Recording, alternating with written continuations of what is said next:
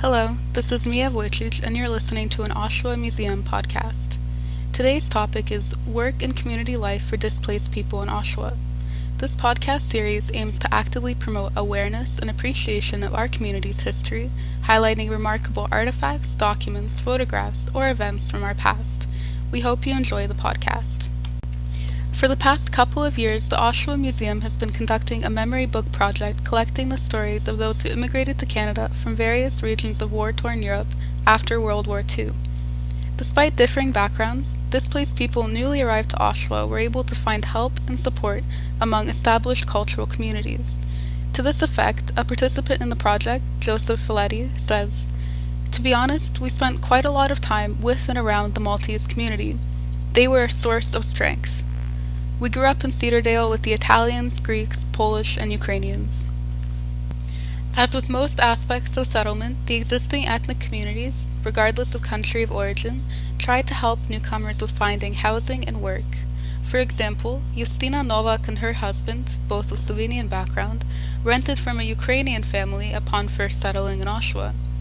In a neat way of closing the circle, Eddie Kolodziejczak notes that his father, Edward, and mother, Zenia, who were displaced from Poland, chose their large house so they could rent rooms to other displaced people.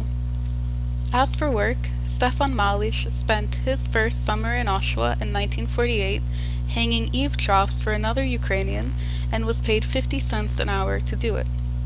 However, as is the case with many examples of first employment, it was generally less secure and work depended on the weather. Other work available to recent immigrants in Oshawa included the city's various factories like Fittings Limited, Houdale Industries Incorporated, Malleable Iron Works, Peddler People Limited, Robson Leather Company, among others. Before working at one of these industries, most of the participants had switched between various lumber, mining, and foundry jobs throughout Ontario.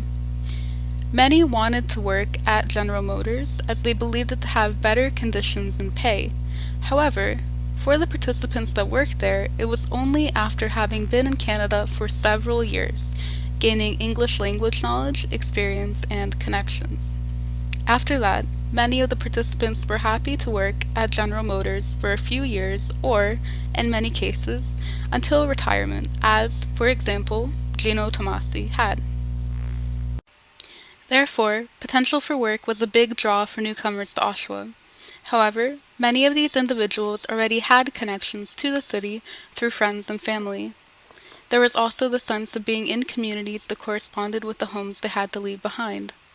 Stefan Malisz had, when working up in northern Ontario, heard that there was a large Ukrainian community in Oshawa. He and a group of friends then decided to come and see if there was a possibility of working and living here. For Jan Siosk, a Polish veteran, arriving in Oshawa meant finally feeling safe after the destruction of Poland and Germany. Due to this, he said that it felt like the beginning of his life.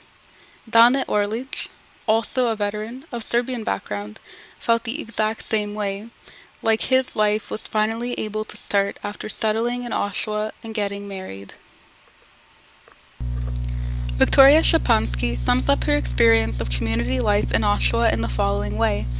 "We lived among people of the same Polish background as ourselves. We created a church for our group, socializing at one or the other Polish halls." According to the Oshawa WWII Times-Gazette on March 15, 1948, 5 women, all Ukrainians who had arrived in WWII, came to St. John's Ukrainian Greek Orthodox Church in Oshawa for a welcoming event. Afterwards, the ladies were invited by multiple people to come over for dinner. Similarly, a participant in the project, Lech Belina Prasmovsky, a Polish veteran who had arrived in Oshawa in 1947, was taken out to dinner on the weekends by families who had been here longer than he had. Later in March 1948, the 5 Polish and Latvian girls of the WWII group were guests of honor at a banquet held by some of Oshawa's Polish organizations. According to the Times-Gazette on March 23, 1948, the atmosphere was like a happy house party, with the Polish Hall on Olive Avenue being full to capacity. To further illustrate the importance of community life to those settling in Oshawa, it can suffice to say that Polish veteran and recipient of the Order of Canada, Jan Drygala, was involved in 26 Polish and Canadian organizations in the city. Of these, he helped to found the Oshawa Folk Arts Council.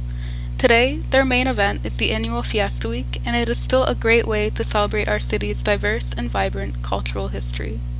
The following quote from Bill Dronsky describes the sentiment that many of these formerly displaced people felt. He said, "I am grateful to Canada and Oshawa for the wonderful opportunities my family has enjoyed here. Working through the Polish veterans, I have had opportunities to get on a first-name basis with mayors and councillors. I did not choose to come here, but, given that choice now, Canada would be the only option." Since this is an ongoing project, if you or someone you know arrived in Oshawa as a displaced person, please consider telling us your story. This has been an Oshawa Museum podcast. Thank you for listening. If you enjoyed this video, be sure to check out our other historical video podcasts and subscribe to our channel.